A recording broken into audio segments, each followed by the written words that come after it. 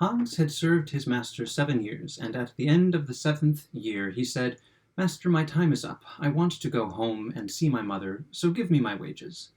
"You have served me truly and faithfully," said the master. "As the service is, so must the wages be." And he gave him a lump of gold as big as his head. Hans pulled his handkerchief out of his pocket and tied up the lump of gold in it, hoisted it on his shoulder, and set off on his way home. And as he was trudging along, there came in sight a man riding on a spirited horse and looking very gay and lively. "Oh," cried Hans aloud, "how splendid riding must be, sitting as much at one's ease as in an armchair, stumbling over no stones, saving one's shoes, and getting on one hardly knows how." The horseman heard Hans say this, and called out to him, "Well, Hans, what are you doing on foot?" "I can't help myself," said Hans. "I have this great lump to carry. To be sure, it is gold, but then I can't hold my head straight for it, and it hurts my shoulder." "I'll tell you what," said the horseman. "We will change. I will give you my horse, and you shall give me your lump of gold." "With all my heart," said Hans, "but I warn you, you will find it heavy." And the horseman got down, took the gold, and helping Hans up, he gave the reins into his hand. "When you want to go fast," said he, "you must click your tongue and cry, 'Gee up!'" And Hans, as he sat upon the horse, was glad at heart, and rode off with merry cheer. After a while he thought he should like to go quicker, so he began to click with his tongue and to cry, "Gee up!"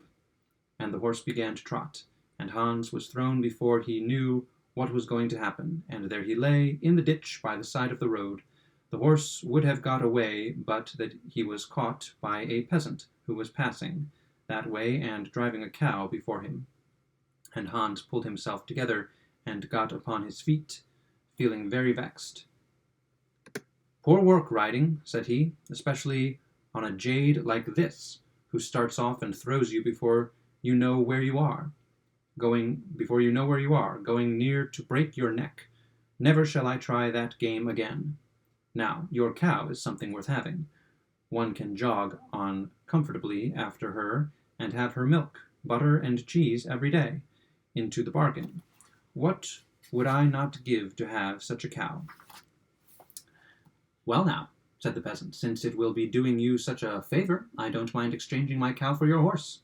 Hans agreed most joyfully, and the peasant, swinging himself into the saddle, was soon out of sight.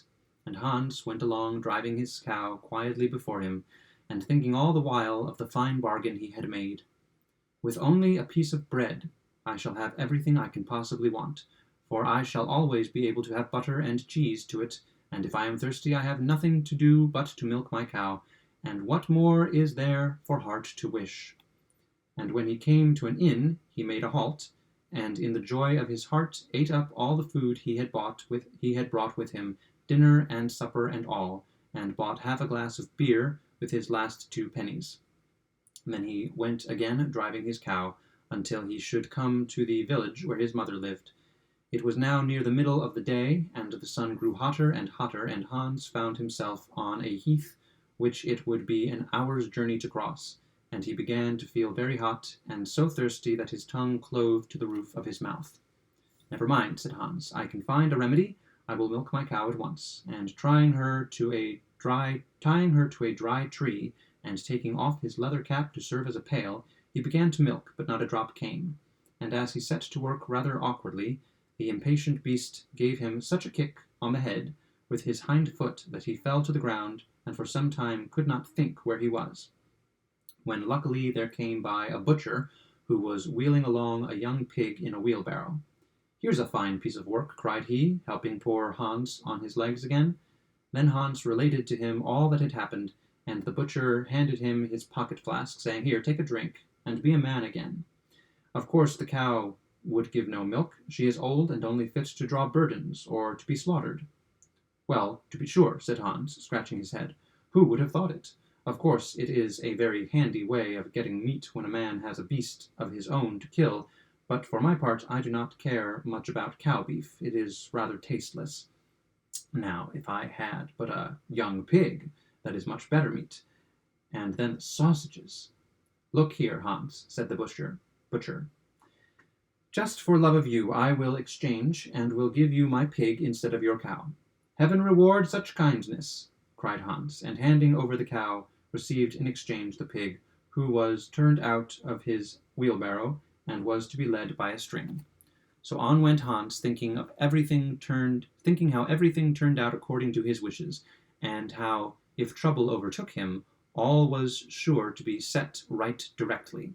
After a while he fell in with a peasant who was carrying a fine white goose under his arm. They bid each other good day, and Hans began to tell about his luck, and how he had made so many good exchanges, and the peasant told how he was taking the goose for a christening feast. "Just feel how heavy it is," said he, taking it up by the wings. "It has been fattening for the last 8 weeks, and when it is roasted, won't the fat run down?" "Yes, indeed," said Hans, weighing it in his hand. "Very fine, to be sure, but my pig is not to be despised." Upon which the peasant glanced cautiously on all sides, and shook his head. "I am afraid," said he, "that there is something not quite right about your pig. In the village I have just left, one had actually been stolen from the bailiff's yard. I fear you have it in your hand. They have sent after the thief, and it would be a bad lookout for you if it were found upon you. The least that could happen would be to be thrown into a dark hole." Poor Hans grew pale with fright. "For heaven's sake," said he, "help me out of this scrape. I am a stranger in these parts. Take my pig, and give me your goose." "It will be running some risk," answered the man, "but I will do it sooner than that you should come to grief." And so, taking the cord in his hand, he drove the pig quickly along a bypath, and lucky Hans went on his way home with the goose under his arm. "The more I think of it," said he to himself, "the better the bargain seems. First I get the roast goose, then the fat. That will last a whole year for bread and dripping, and lastly the beautiful white feathers, which I can stuff my pillow with. How comfortably I shall sleep upon it, and how pleased my mother will be." And when he reached the last village, he saw a knife grinder with his barrow, and his wheel went whirring round, and he sang, "My scissors I grind, and my wheel I turn, and all good fellows my trade should learn, for all that I meet with just serves my turn." And Hans stood and looked at him, and at last he spoke to him and said, "You seem very well off and merry with your grinding." "Yes," answered the knife grinder, "my handiwork pays very well. I call a man a good grinder who, every time he puts his hand in his pocket, finds money there. And where did you buy that fine goose?" "I did not buy it. I exchanged it for my pig," said Hans. "And the pig?" "That I exchanged for a cow." "And the cow?" "That I exchanged for a horse." "And the horse?" "I gave for the horse a lump of gold as big as my head." "And the gold?" "Oh, that was my wage for 7 years' service." "You seem to have fended for yourself very well," said the knife grinder. "Now, if you could but manage to have money in your pocket every time you put your hand in, your fortune is made." "How shall I manage that?" said Hans. "You must be a knife grinder like me," said the man. "All you want is a grindstone. The rest comes of itself. I have one here. To be sure, it is a little damaged, but I don't mind letting you have it in exchange for your goose. What say you?" "How can you ask?" answered Hans. "I shall be the luckiest fellow in the world, for if I find money whenever I put my hand in my pocket, there is nothing more left to want." And so he handed over the goose to the peddler and received the grindstone in exchange.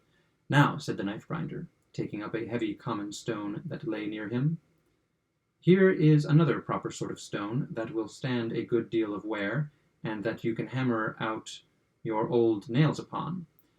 Take it with you and carry it carefully."